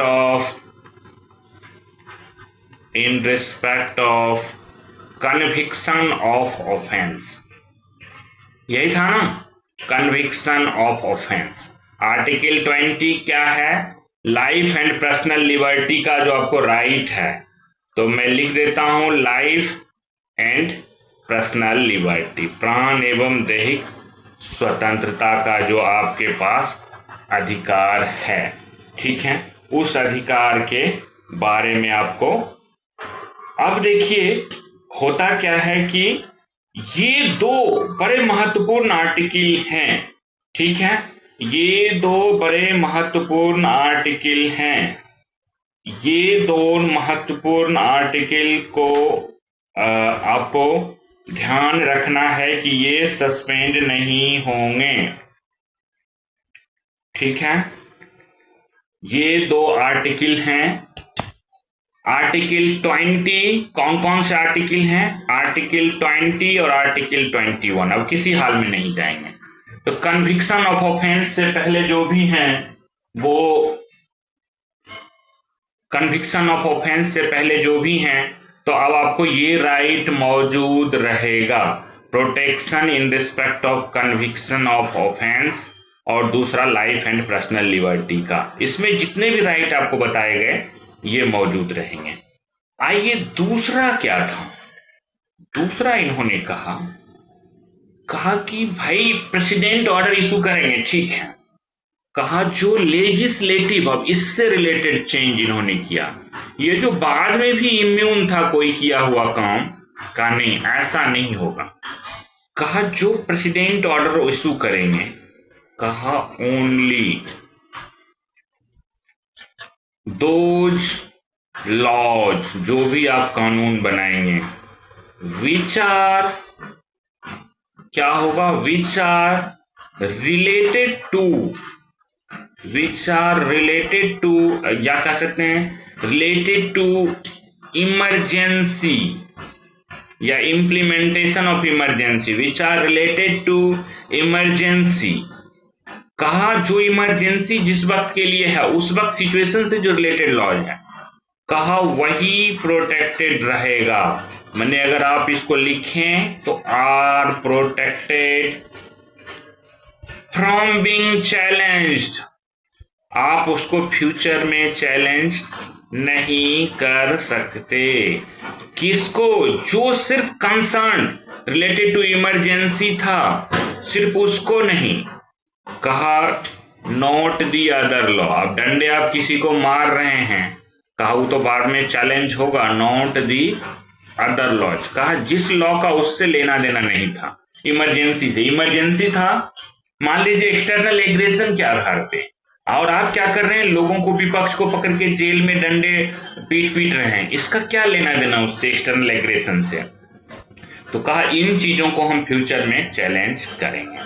इसका मतलब अब आपको पता चल चुका है कि आपके दो आर्टिकल 20 और 21 किसी भी हालत में इमरजेंसी में नहीं जाएंगे। क्वेश्चन बनेगा नेशनल इमरजेंसी के सिचुएशन में कौन कौन से आर्टिकल जाएंगे नहीं जाएंगे, आपको ध्यान रखना है, कौन सा नहीं होगा ध्यान रखना। अभी का सिचुएशन ये है। मैंने बैकग्राउंड आपको इसलिए बताया ताकि आप समझें अच्छे से कि क्या हुआ था कि ऐसा लाया गया। आइए चलो, आप नेशनल इमरजेंसी से इम्पैक्ट को जान गए, अब थोड़ा आगे बढ़ते हैं। अब थोड़ा 1 मिनट देखिएगा, आगे बढ़ते हैं, देखते हैं कि भाई नेशनल इमरजेंसी का रिवोकेशन ऑफ प्रोक्लेमेशन कैसे हो। रिवोकेशन ऑफ प्रोक्लेमेशन कैसे आप खत्म करेंगे। रिवोकेशन ऑफ प्रोक्लेमेशन के लिए कुछ तरीके हैं। देखिए बड़ा सिंपल है। किसने घोषणा किया था? प्रेसिडेंट ने। तो प्रेसिडेंट सब्सिक्वेंट प्रोक्लेमेशन से एक नया प्रेसिडेंट क्या करें, सब्सिक्वेंट प्रोक्लेमेशन निकालें कि भाई हम रिवोक करते हैं। इसके लिए कोई पार्लियामेंट का अप्रूवल नहीं चाहिए, सब्सिक्वेंट प्रोक्लेमेशन से इसे खत्म कर सकते हैं, प्रेसिडेंट को लगा। दूसरा, ये पार्लियामेंट के बिफोर नहीं जाएगा, does not place before parliament, does not place before parliament, ठीक है, does not place before parliament, ठीक है, आप इसको करने की जरूरत नहीं है। दूसरा सिचुएशन देखिए, अगर मान लीजिए इफ पार्लियामेंट जो है, if parliament do not approve it's extension, extension का टाइम आया, एक्सटेंशन अप्रूव नहीं किया, do not approve it's extension, अगर पार्लियामेंट इसका एक्सटेंशन अप्रूव नहीं करता है, अगर पार्लियामेंट इसका एक्सटेंशन अप्रूव नहीं करता है, ठीक है, तो फिर इसमें, ठीक है, आपको क्या करना है, खत्म हो जाएगा ऑटोमेटिक। 6 महीने 6 महीने देखा था ना, वैसे ही खत्म हो जाएगा। थर्ड, अब देखिए ये जुड़ा है 44th अमेंडमेंट से। ये पहले था नहीं, ओरिजिनल कॉन्स्टिट्यूशन में इतना ही था, लेकिन वहां नेशनल इमरजेंसी वापस ही नहीं लेते थे। तो 44th अमेंडमेंट में वही जनता दल की सरकार जो पिटी हुई थी, जेल में रही थी, जब आई तो 1978 में प्रोविजन लाई, कहा अगर इफ लोकसभा पासेस रेजोल्यूशन, अगर पास करता है एक रेजोल्यूशन कि भाई इमरजेंसी वापस लो, तो करना होगा बाय सिंपल मेजोरिटी। कैसी मेजोरिटी? कहानी स्पेशल मेजोरिटी नहीं चाहिए लागू करने के लिए, हटाने के लिए कौन सी मेजोरिटी चाहिए? बाय सिंपल मेजोरिटी, ठीक है। कहा सिंपल मेजोरिटी से क्या कर सकती है? डिसअप्रूव इट्स कंटिन्यूएंस, जब चाहे तब हटा सकते हैं, डिसअप्रूव इट्स कंटिन्यूएंस, और इनको कहा ये प्रोविजन होना चाहिए। एक और फीचर ऐड किया इन्होंने इसमें, कहा बाय द वे मान लीजिए स्पेशल केसेस, आप कह सकते हैं इसे स्पेशल केसेस कह सकते हैं कि एक केसेस बन सकता है इसमें। मान लीजिए कि अगर हाउस सेशन में है तब तो कोई प्रॉब्लम नहीं है, तुरंत एक सिंपल मेजोरिटी से पास कर दीजिए। हाउस अगर सेशन में ही नहीं है तब क्या करेंगे? सिंपल मेजोरिटी तब ना जब हाउस सेशन में हो। अब 3 सेशन होते हैं, आप लोग देखते हैं, प्रेसिडेंट ही सम्मन करते हैं, हर एक सेशन को बुलाते हैं, ठीक है। तो कहा कि अगर सेशन में ना हो, कहा if 1/10 of total number of members, जितने मेंबर्स हैं उस हाउस के, लोकसभा के members of total number member of Lok Sabha, only Lok Sabha की बात है, पार्लियामेंट की बात नहीं कर रहे हैं, क्योंकि हमने यहीं पे बताया है लोकसभा, ध्यान रखने। अगर 1/10 of total number of member of Lok Sabha क्या करते हैं, एक रिटर्न सबमिशन देते हैं, रिटर्न नोटिस देते हैं। किसको, जब हाउस नहीं है तो return notice to speaker. Lok Sabha में किसको देंगे, स्पीकर को देंगे। राज्यसभा का तो इसमें मतलब ही नहीं है, अभी सिर्फ लोकसभा को ये पावर है। स्पीकर को देंगे। अगर स्पीकर को रिटर्न नोटिस देंगे, स्पीकर को बाय द वे मान लीजिए रिटर्न नोटिस दिए स्पीकर को, अगर स्पीकर है तब तो, सेशन में है तब तो, मतलब if house is in session, इसमें लगा लीजिए स्पीकर बैठ रहा है, हाउस इज इन सेशन। अगर नहीं है तो स्पीकर मिलेगा ही नहीं आपको। अगर नहीं है तो रिटर्न नोटिस किसको देना है, प्रेसिडेंट को। नहीं है तो भाई आप प्रेसिडेंट को दीजिए, वो बुलाए प्रेसिडेंट को। If not in session, house क्या है, नॉट इन सेशन है, सेशन में नहीं है। कहा जब आप रिटर्न नोटिस देंगे तो नोटिस मिलने के बाद कहा इनका जिम्मेदारी होगा कि भाई कितने दिनों में हाउस का सेशन बुलाएं, विद इन 14 डेज, 14 दिनों के भीतर, विद इन 14 डेज क्या करें, स्पेशल मीटिंग ऑफ लोकसभा होना चाहिए। क्या होना चाहिए, स्पेशल मीटिंग ऑफ, स्पेशल जो भी आप सेशन बुलाइए आप लोकसभा हेल्ड होना चाहिए। आप इसे करिए, कन्वेन करना पड़ेगा, ताकि क्या हो, नेशनल इमरजेंसी को डिसअप्रूव किया जा सके।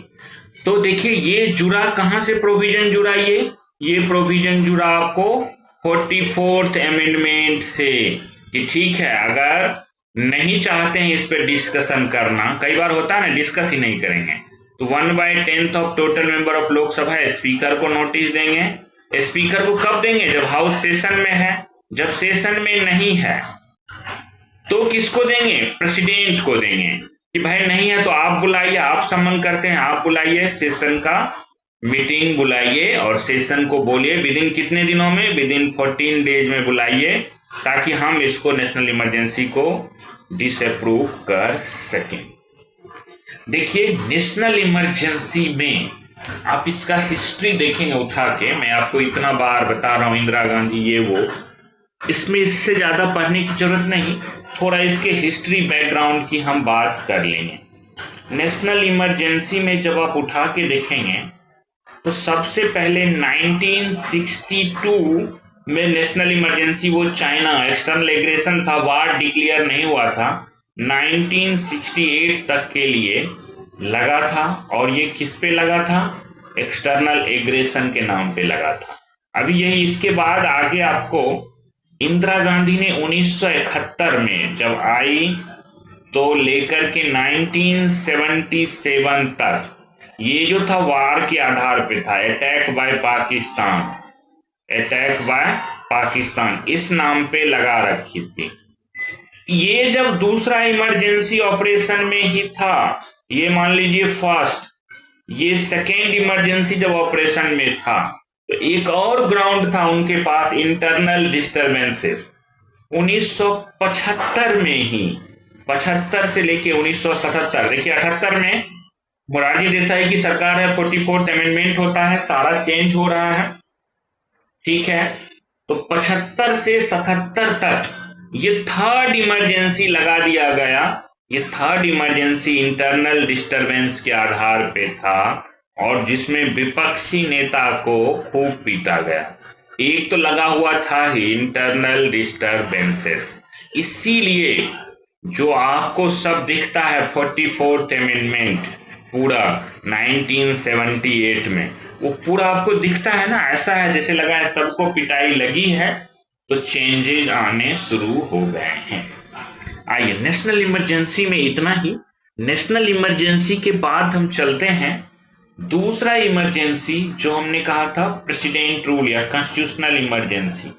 आइए जरा इसको भी देख लेते हैं। मैं प्रेसिडेंट रूल ही लिखता हूं, प्रेसिडेंट रूल। इसका आर्टिकल मैंने कौन सा बताया था? आर्टिकल 352 में 4 जोड़ने, 356। देखिए जरा, ये छोटा सा ही है, तो इसे आज इमरजेंसी पूरा कंप्लीट कवर करेंगे, देयर आफ्टर पेंशन भी 10:30 तक क्लास चलेगा आपका, याद रखिएगा। देखिए इसका ग्राउंड क्या है। जब आप प्रेसिडेंट रूल की बात करेंगे तो ग्राउंड्स क्या होता है? एक तो आर्टिकल 356,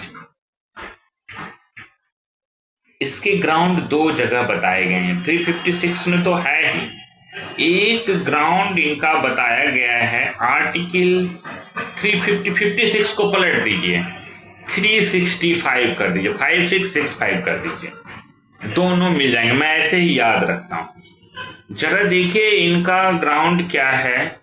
इनका ग्राउंड है आर्टिकल 356 में कि ये बात प्रेसिडेंट को लगनी चाहिए, ठीक है, प्रेसिडेंट को लगनी चाहिए कि ऐसा सिचुएशन एराइज हो गया है, सिचुएशन हैज एराइजन, ठीक है, ऐसा सिचुएशन एराइज हो गया, प्रेसिडेंट को लगना चाहिए कि भाई जो गवर्नमेंट, स्टेट गवर्नमेंट है, राज्य की जो सरकार है, वो स्टेट गवर्नमेंट क्या है, नहीं चल सकती संविधान के प्रोविजन के अकॉर्डिंग, इसलिए तो कॉन्स्टिट्यूशनल इमरजेंसी कहते हैं। State government can not be carried out, नहीं चलाया जा सकता as per constitutional provision, constitution के according, as per provision of constitution लिख के बेस्ट रहेगा, as per provision of constitution, संविधान के अनुसार नहीं चलाया जा सकता है, ठीक है। तो ये क्या करेंगे, ये प्रेसिडेंट, अच्छा यहां पे हीरो कौन है? मेन हीरो प्रेसिडेंट है, गवर्नर नहीं है, देख रहे हैं। प्रेसिडेंट को ऐसा लगना चाहिए, इनका सेटिस्फैक्शन जो है वही है, इन्हीं का सेटिस्फैक्शन है। गवर्नर को सिर्फ विलेन बनाया जाता है। तो प्रोक्लेम कर सकते हैं, कौन करते हैं प्रोक्लेम? प्रेसिडेंट। क्या कर सकते हैं? प्रोक्लेम कर सकते हैं इसके बारे में कि भाई लगाया जाता है। कैसे? ग्राउंड क्या रहेगा? ग्राउंड जो हो सकता है ये गवर्नर का रिपोर्ट हो, गवर्नर उनको लिख के दे, गवर्नर रिपोर्ट, कई बार गवर्नर रिपोर्ट नहीं भी देगा, बिहार में से कई बार लगा था गवर्नर रिपोर्ट आए ना आए, और अदरवाइज, क्योंकि असली हीरो तो प्रेसिडेंट है, इनको अदरवाइज भी खुद भी मन में लग जाएगा, गवर्नर का लेटर ना आए कोई फर्क नहीं पड़ता है, ये प्रोक्लेमेशन कर देंगे। राज्य में क्या करेंगे?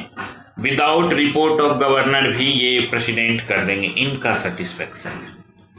दूसरा जो सिचुएशन है, दूसरा सिचुएशन ये बनता है कि जो आर्टिकल 365 में आप देखेंगे, देखिए सेंटर स्टेट के बीच एक फेडरल स्ट्रक्चर बना हुआ है।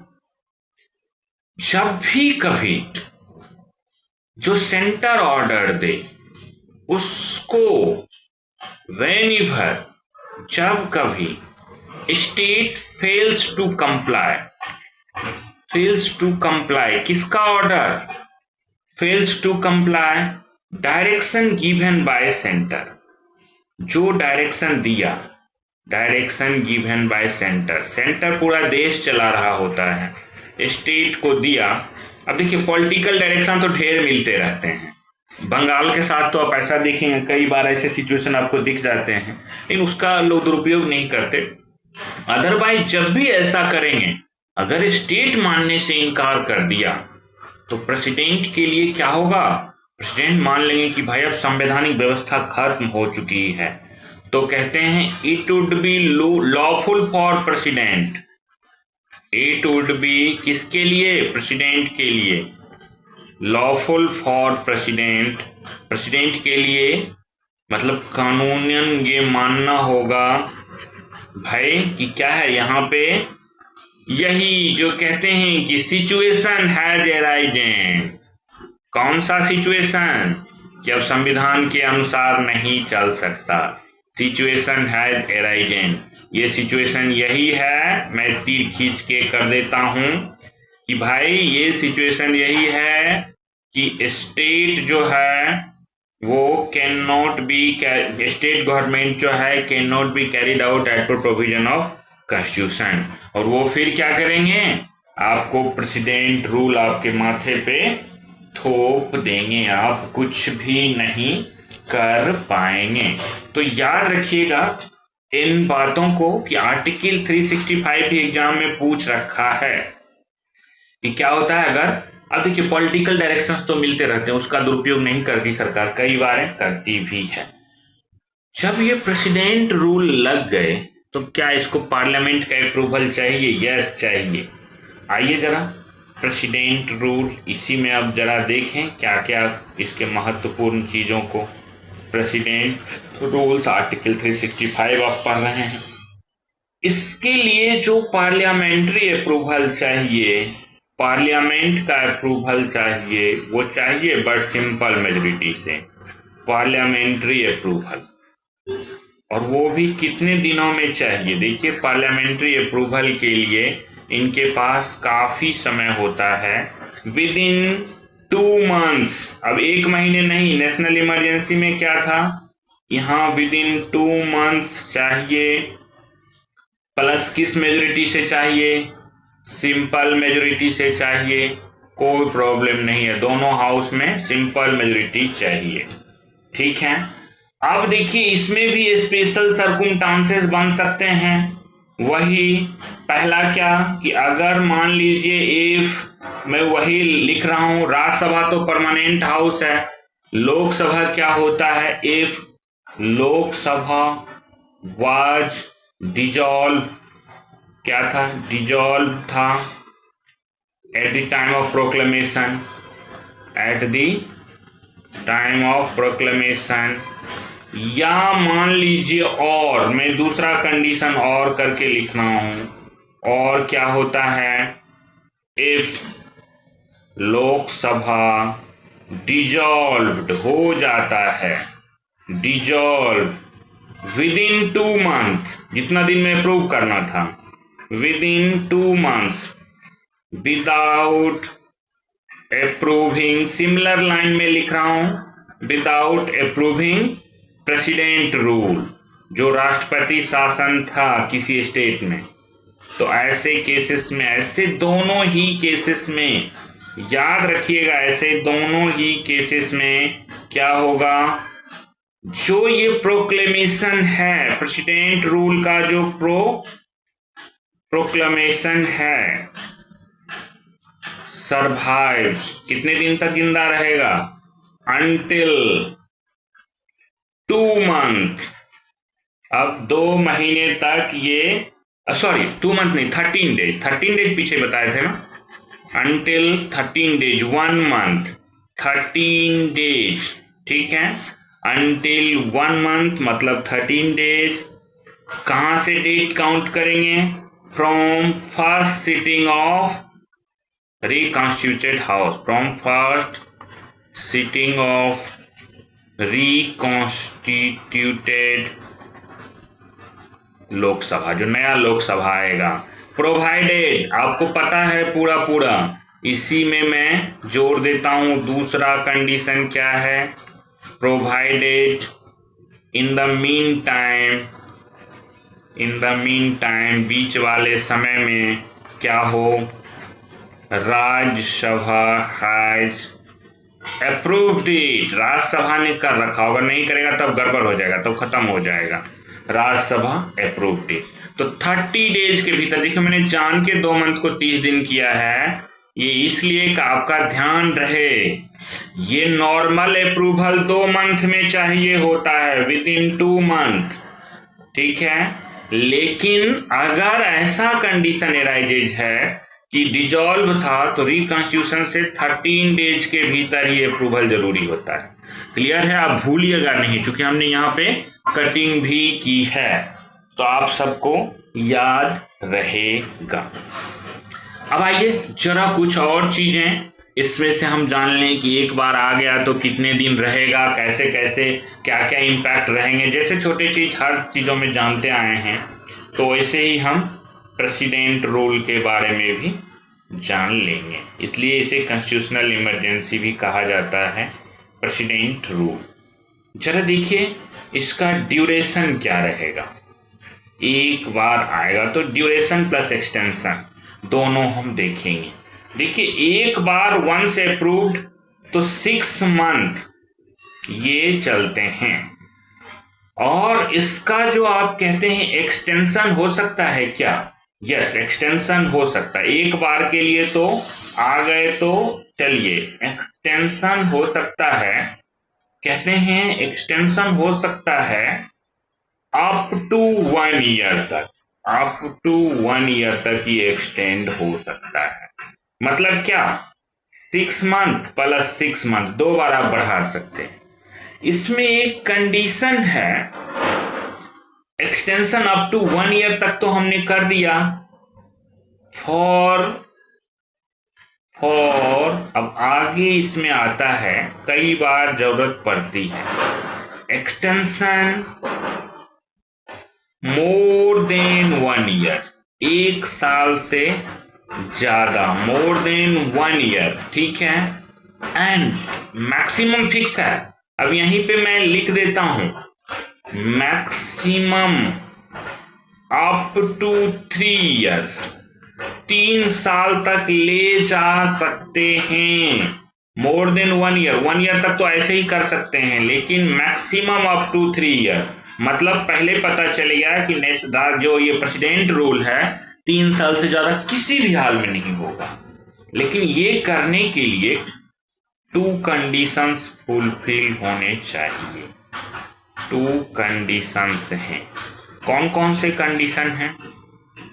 पहला कंडीशन है कि देश के किसी भी भाग में नेशनल इमरजेंसी होना चाहिए। मतलब कह सकते हैं कि कहीं भी ऐसा सिचुएशन एराइजेज हो, इमरजेंसी पूरे देश में लग सकता है, किसी पार्ट में लग सकता है, छोटे से भाग में लग सकता है, आधे में, 1/4 में, कहीं भी लग सकता है। नेशनल इमरजेंसी जो हो, इमरजेंसी कहते हैं be in operation, be in operation, ठीक, इन पार्ट या पार्ट ऑफ कंट्री, मतलब इंडिया, या उस स्टेट में जिसका जहां पे लगा हुआ हो, ये होना चाहिए। दूसरा, एक तो नेशनल इमरजेंसी लगा हुआ है कहीं भी छोटे से भाग में उस स्टेट के या इंडिया के किसी पार्ट में हो। दूसरा, जो इलेक्शन कमीशन है ये बोलेगा चुनाव नहीं हो सकता, सर्टिफिकेट देगा। इलेक्शन कमीशन जो है एक इशू करेगा सर्टिफिकेट। क्या बताएगा सर्टिफिकेट में? कि भाई इलेक्शन जो है थोड़ा डिफिकल्ट होगा, election of state legislative assembly cannot be possible, अभी पॉसिबल नहीं है, कैनॉट बी पॉसिबल। वो बताएगा कौन से ऑन अकाउंट ऑफ या इन व्यू ऑफ, जो भी कहिए, डिफिकल्टीज बताएगा, क्या दिक्कत है कि भाई राज्य की किसी भाग में नेशनल इमरजेंसी लगा हुआ है। ये 2 कंडीशन फुलफिल होंगे तो अप टू 2 ईयर्स 3 ईयर्स तक जा सकते हैं, अदरवाइज 1 साल से ज्यादा नहीं जा सकते। क्लियर कि भाई कितना दिन ये स्टेट इमरजेंसी हो सकता है। थर्ड कंडीशन, आइए जरा कुछ बातें इस प्रेसिडेंट रूल में और भी जान लें। प्रेसिडेंट रूल को अच्छे से ही जान लें पूरे। प्रेसिडेंट रूल को हटाने के लिए कैसे इसका रिवोकेशन करेंगे आप? इन्वोक करने के लिए तो आपने देखा प्रेसिडेंट, रिवोकेशन के लिए कैसे होता है। तो देखिए जो पुराना कंडीशन था इसके लिए 44th अमेंडमेंट में कुछ नहीं जोड़ा गया। तो कैसे कैसे कर सकते हैं? एक तो आपने पकड़ लिया होगा कि भाई प्रेसिडेंट कर सकते हैं by subsequent proclamation, by subsequent proclamation, एक। प्रोक्लेमेशन जारी कर दें, और इसको पार्लियामेंट के आगे रखने की जरूरत होगी। Need not required to place before parliament, need not required to place before parliament. जैसे नेशनल इमरजेंसी में भी नहीं था, मैंने रिपीट कर दिया, ये डज नॉट रिक्वायर, जो भी लिखना है। दूसरा, अगर इसका एक्सटेंशन अप्रूव नहीं किया जाता है हाउस के द्वारा, if extension is not approved by parliament, ना करे वहीं खत्म हो जाएगा। ठीक है, तो ये दो तरीके हैं कि भाई इनको मतलब खत्म कर सकते हैं। देखिए, रिवोकेशन के अलावे जरा हम इफेक्ट की भी बात करें, इसका इफेक्ट क्या क्या रहेगा, छोटा छोटा और इफेक्ट देख लेते हैं, शॉर्टलिस्ट कर लेंगे, यहाँ पे क्वेश्चन बन के आपके सामने आएंगे एग्जाम में। इफेक्ट रहेगा, इफेक्ट में जब राष्ट्रपति शासन लागू होता है तो जो स्टेट में जो काउंसिल ऑफ मिनिस्टर हैं, वहां पे चीफ मिनिस्टर के साथ साथ कैबिनेट भी है, council of minister plus CM जो उसके हेड हैं, चीफ मिनिस्टर, ठीक है, इन सब का जो पावर है, पूरा पूरा पावर, ये सब पावर कौन एक्वायर्ड कर लेता है? Power acquired by president. अब इनके पास कुछ भी नहीं रहता, ये कुछ भी नहीं करेंगे। और प्रेसिडेंट क्या करते हैं? प्रेसिडेंट जो अपना प्रेसिडेंट रूल है ना, प्रेसिडेंट क्या करते हैं? अपना रूल गवर्नर के द्वारा करते हैं। जनरली रूल्स थ्रू गवर्नर, वहां अब हर फाइल आप देखेंगे गवर्नर के पास आता है, तो इनका सारा का सारा पावर गायब। दूसरा, जैसे वहां कानून बनाने के लिए स्टेट लेजिस्लेटिव असेंबली था, उसका क्या होगा? उसको इनके मर्जी पे है, ये क्या करेंगे? इसे राष्ट्रपति की मर्जी पे है, इसे डिजॉल्व भी कर सकते हैं। कौन? प्रेसिडेंट। सब के सब पावर अब इन्हीं में है। जब सारा कुछ आ गया, अब ये तो गया, ये तो बेकार हो गया, डिसमिस हो गया। ये क्या हो गया? डिसमिस्ड। सब पावर ले लिए, ये डिसमिस्ड, ये खत्म है। इसके पास काउंसिल ऑफ मिनिस्टर खत्म है, सीएम खत्म है, डिसमिस्ड है, कुछ भी नहीं रहेगा, इसके पास कोई पावर ही नहीं है, सब डिसमिस कर दिया गया। जो पूरी तरह से राज्य की सरकारें गिरा दी गई। कहने का मतलब समझते हैं? अब जो ये चुने हुए व्यक्ति थे, चला रहे थे, लेकिन इनका सीधा सीधा सारा पावर एक्वायर कर लिया, इनको डिसमिस कर दिया। स्टेट लेजिस्लेटिव असेंबली को डिजॉल्व भी कर सकते हैं, मन है तो इसको सस्पेंड भी कर सकते हैं, कि सस्पेंशन फिर रिवोक हो जाएगा, सस्पेंड कर सकते हैं। ठीक है।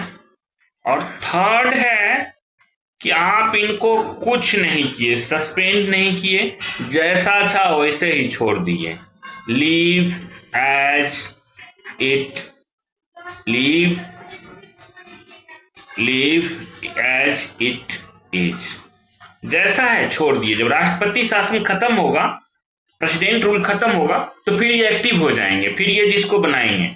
अगर डिजॉल्व कर दिए तो दोबारा चुनाव होगा, सस्पेंड कर दिए तो फिर दोबारा चुनाव नहीं होगा, सस्पेंशन के बाद फिर जब राष्ट्रपति शासन खत्म होगा तो वापस आ जाएंगे। और अगर आप उनको ऐसे ही छोड़ दिए तो भी फिर वो रिस्टोर हो जाएंगे, वापस आ जाएंगे। सिर्फ डिजॉल्व अगर आपने कर दिया तो फ्रेश इलेक्शन में जाना पड़ता है, और डिजॉल्व हो जाते हैं, काउंसिल ऑफ डिसमिस्ड कर दिए जाते हैं। अब देखिए, जो ये पावर है, सारा पावर कौन ले लिया? राष्ट्रपति ले लिया। राष्ट्रपति का मतलब क्या? अब हमारा पार्लियामेंट काम करेगा। स्टेट मैटर पे जितने रूल अब बनेंगे, जो लेजिस्लेशन होगा, वो कौन करेगा? जो लेजिस्लेशन का काम है, पार्लियामेंट करेगा। Parliament make laws, in state matter, सब या किसी को इम्पावर्ड कर दे। स्टेट मैटर सारे कौन बनाएंगे? कानून पार्लियामेंट बनाएंगे। जब मान लीजिए प्रेसिडेंट रूल खत्म हो गया, तो क्या ये लॉ वैलिड रहेगा? यस, ये जो लॉ रहेगा, इस लॉ की वैलिडिटी रहेगी कि भाई even after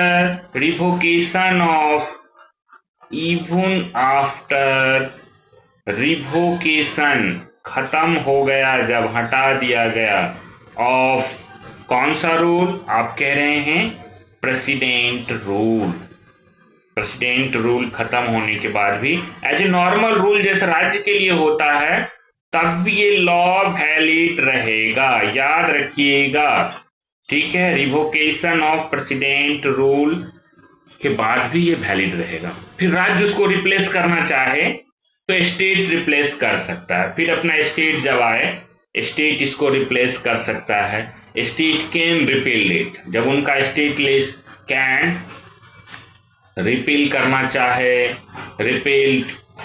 रिप्लेस करना चाहे तो रिप्लेस कर सकता है। बाद में सब्सिक्वेंटली जब वो फिर सत्ता में आएंगे दोबारा, उनका अपना फिर अगर है स्टेट लेजिस्लेटिव असेंबली में उनको है बहुमत है, वो कानून बना के इसे रिपील कर दें। लेकिन ऐसा नहीं प्रेसिडेंट रूल खत्म तो सारे के सारे खत्म। इफेक्ट में कुछ और बातें मैं यही कर लूं, जुडिशियरी पे कोई इम्पैक्ट नहीं पड़ता है, जुडिशियरी पे नो इम्पैक्ट, याद रखिएगा। जुडिशियरी वैसे ही काम करते रहेगा प्रेसिडेंट रूल में। तो ये थे इम्पैक्ट की बातें। एक बहुत फेमस केस हुआ प्रेसिडेंट रूल से रिलेटेड, मैं उसके बारे में बात कर लूंगा। प्रेसिडेंट रूल से रिलेटेड एक बहुत फेमस केस है, ये केस है, याद रखिएगा। जो केस है ये है एस.आर. बोम्मई। एस.आर. बोम्मई जानते हैं? ये उस वक्त बीजेपी की सरकारें 3 स्टेट में आई थी, जनता दल ये वो नाम से हुआ करते थे, मिल करके बने थे, भारतीय जनता पार्टी की सरकार आई थी। एस.आर. बोम्मई केस है, इसका जजमेंट 1994 का है। देखिए ये उस वक्त ऐसा हुआ था कि जो मैंने बताया आर्टिकल मैंने आपको बताया था, इसमें प्रेसिडेंट रूल के लिए 2 आर्टिकल बताए थे। एक तो मैंने बताया था 356 और दूसरा आर्टिकल जो बताया था 365। ये 365 का एग्जाम्पल है ये केस। इसमें क्या हुआ था, देखिए इसकी थोड़ी सी बैकग्राउंड जान लीजिए तो प्रेसिडेंट रूल आप लोगों को याद रहेगा। मध्य प्रदेश, राजस्थान, ठीक है, और हिमाचल प्रदेश, इस 3 स्टेट में बीजेपी की सरकार आई थी, बीजेपी गवर्नमेंट आई थी। अब इनको बीजेपी गवर्नमेंट को सेंटर में थी कांग्रेस सरकार। सेंटर में कौन थे? सेंटर में कांग्रेस थे।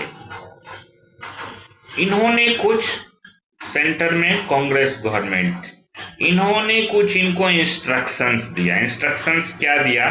देखिए जब ये आए तो इन्होंने धार्मिक भावनाएं बढ़ाना शुरू किया, आरएसएस को बढ़ाना शुरू किया। इनका मेन आरएसएस इनकी एजेंसी है, तो इनका अपना सब पार्टी करते हैं जैसे वैसे भी ये पार्टी भी अलग थोड़े है, ये भी वैसे ही करते हैं।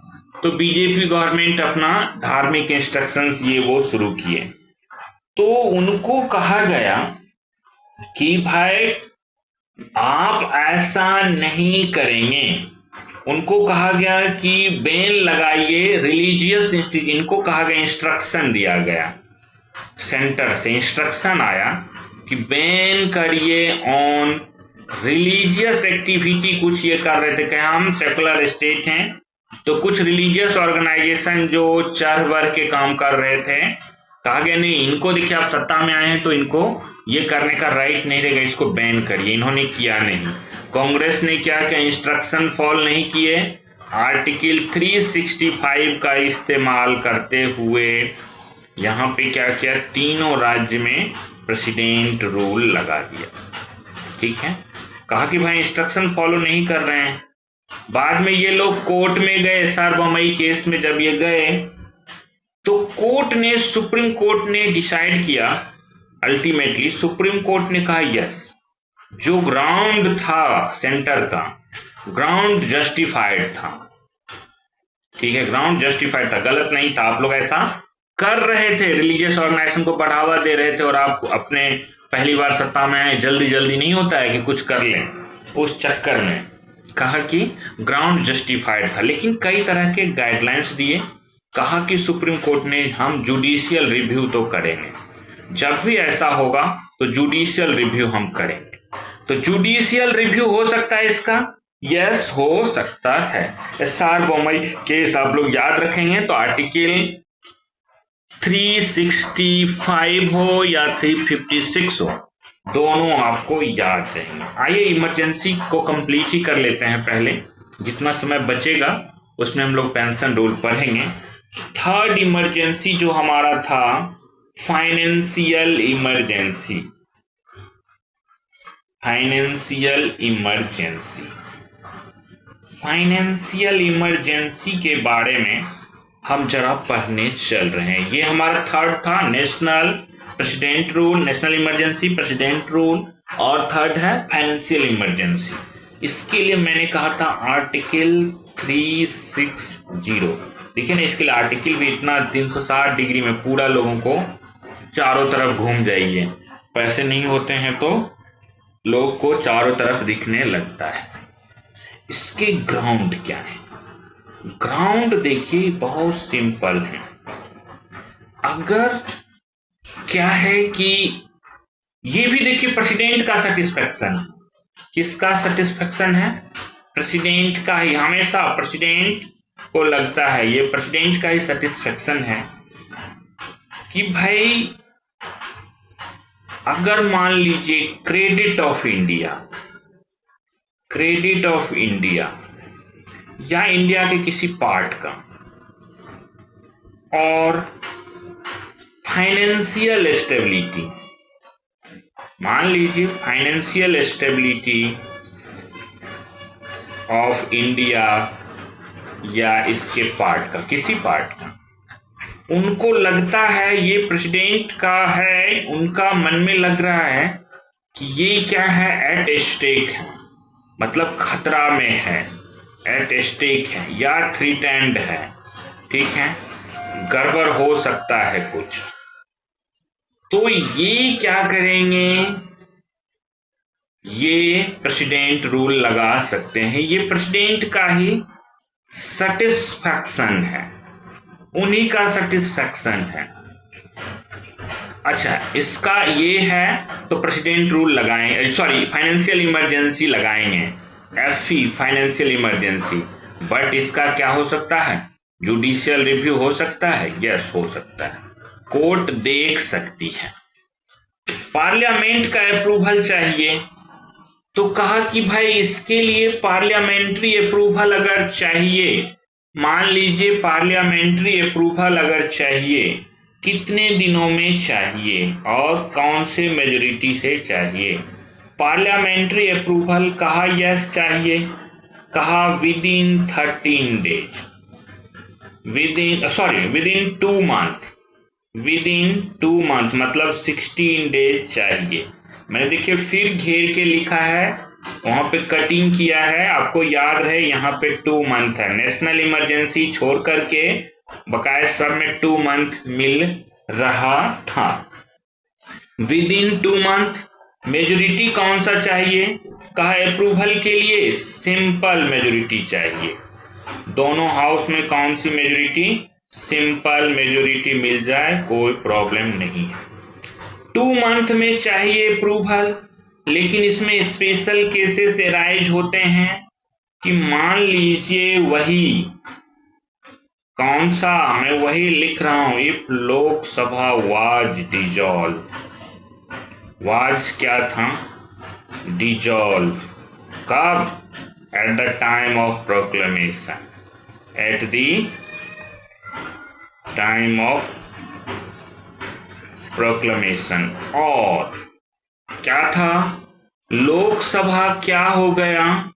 डिजॉल्व्ड हो गया with in 2 months। Lok Sabha dissolved with in 2 months। Same condition हम रिपीट कर रहे हैं, 2 months, और अप्रूव नहीं किया इसे, विदाउट अप्रूविंग इट। तो ऐसे कंडीशन में क्या होगा? ऐसे कंडीशन में होगा यही कि जो प्रोक्लेमेशन है, ये प्रोक्लेमेशन क्या करेगा? Will survive. कब तक जिंदा रहेगा? सर्वाइव। कहा अनटिल। अब कितना दिन लिखें आप लोग? 2 month लिख दें? नहीं, 2 month लिख के मैं काटता रहा हूं हमेशा। तो इस बार मैं चाहता हूं आप लोगों का ध्यान चला गया होगा अनटिल 13 days। इस बार 2 month मैंने लिख के काटा नहीं। Until 13 days from first meeting of reconstituted Lok Sabha. जो रिकॉन्स्टिट्यूटेड लोकसभा होंगे उनके 13 डेज। चाहता तो मैं 2 month लिख के काटता, लेकिन मैंने नहीं काटा। आप लोगों ने पकड़ लिया है कि रिकॉन्स्टिट्यूटेड वाले केस में हमेशा 13 डेज रहेगा। ठीक है, 13 डेज के भीतर अप्रूव करना रहेगा। देखिए, ये जब भी एक बार ये ऑपरेशन में आ जाता है, आ जाएगा एक बार ये ऑपरेशन में, याद रखिएगा इसका कंटिन्यू रहता है for indefinite period. Continue for indefinite period. जितना दिन के लिए, इंडेफिनिट पीरियड के लिए ये एक बार ऑपरेशन में आ गया तो आ जाता है। इसको हटाने के लिए फिर क्या, एक्सटेंशन तो इसका होना नहीं है। तो जब आप फाइनेंशियल इमरजेंसी को हटाना है, फाइनेंशियल इमरजेंसी को हटाना है, कैसे हटाएंगे? इसका रिवोकेशन कैसे होगा? रिवोकेशन के लिए subsequent proclamation by president. Subsequent, इसका तो कोई एक्सटेंशन हो नहीं रहा था, प्रोक्लेमेशन बाय प्रेसिडेंट, यही इसको हटाने का तरीका। इसका सेकेंड थिंग जरा इफेक्ट देखेंगे। इफेक्ट क्या है? इसका इफेक्ट बड़ा महत्वपूर्ण है।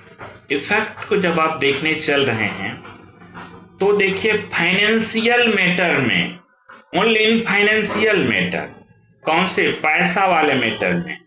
फाइनेंशियल मैटर में क्या होता है कि जो सेंटर है, centre acquires full power.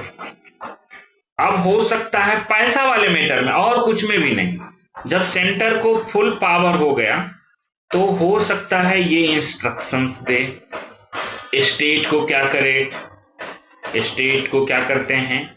Issue finance. State को ये क्या करते हैं? इशू करते हैं। सेंटर फाइनेंशियल इंस्ट्रक्शंस देते हैं। फाइनेंशियल इंस्ट्रक्शंस देंगे कि भाई आपको ज्यादा खर्चा नहीं करना है। ठीक है। दूसरा, चूंकि पूरा पावर इनके हाथ में आ गया है, तो ये क्या करेंगे?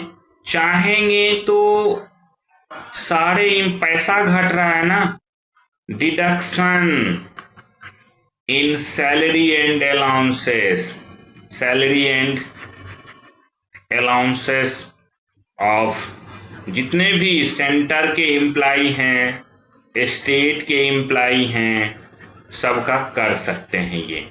ऐसे देखिए, कोविड के दौरान बड़ी हंगामा थी कि फाइनेंशियल इमरजेंसी लगाइए, लेकिन बिना इमरजेंसी लगाए हमारे डीएलए भागे, डीएनएस अलाउंसेस जो मिलता था आपका वो नहीं मिला आपको। तो चलिए, सरकार है, एम्पावर्ड है, बट फाइनेंशियल इमरजेंसी लगाती तो उसके पास तो ऐसे पावर था ही कि जब चाहते हैं तब वो सेंटर स्टेट सबका गाइड कर सकते थे। देखिए, स्टेट को ये भी डायरेक्शन सेंटर दे देती है कई बार कि जितने भी स्टेट के, मान लीजिए स्टेट के जितने मनी बिल हैं, अभी आप लोगों ने बिल नहीं पढ़ा है, पार्लियामेंट्री प्रोसीजर में आप लोग पढ़ेंगे मनी बिल क्या होता है। दूसरा हम लोग वहां पूरे पूरे पढ़ेंगे फाइनेंस बिल क्या होता है, सब अलग अलग से हम समझेंगे, ठीक है। तो अगर यहाँ पैसा इन्वॉल्व रहता है, मनी बिल या फाइनेंस बिल अगर कोई भी हो, तो इनको इंस्ट्रक्शन रहता है कि भाई ये क्या करें, भेजें या क्या करें, send for consideration of president, consideration of president का, प्रेसिडेंट के कंसिडरेशन के लिए आप इसको रिजर्व रखिए, भेजिए, विदाउट प्रेसिडेंट के अप्रूवल से मत करिए। स्टेट लेजिस्लेचर मान लीजिए कुछ पास करता है, तो ये पास कर दिया, स्टेट ने पास कर दिया है, पास करके ये मनी बिल या फाइनेंस बिल अब इम्प्लीमेंट नहीं करेगा, ये भेजेगा गवर्नर के पास। गवर्नर क्या करेंगे, प्रेसिडेंट को भेज देंगे। हम देखेंगे अभी एग्जीक्यूटिव में पावर पढ़ेंगे तो किसके पास आ जाएगा, गवर्नर के पास से सीधा सीधा प्रेसिडेंट को भेजने का इंस्ट्रक्शन है, और गवर्नर कुछ गलत कर नहीं सकते, सब भेजेंगे प्रेसिडेंट को। तो प्रेसिडेंट जब तक एसेंट ना दें तब तक वो इम्प्लीमेंट नहीं होगा। ये थे हमारे इमरजेंसी, मैंने तीनों इमरजेंसी आप लोगों को पढ़ा दिया है। अब आप लोगों के इसमें से मैं क्वेश्चन लूंगा, और क्वेश्चन लेने के साथ साथ जो आप लोगों का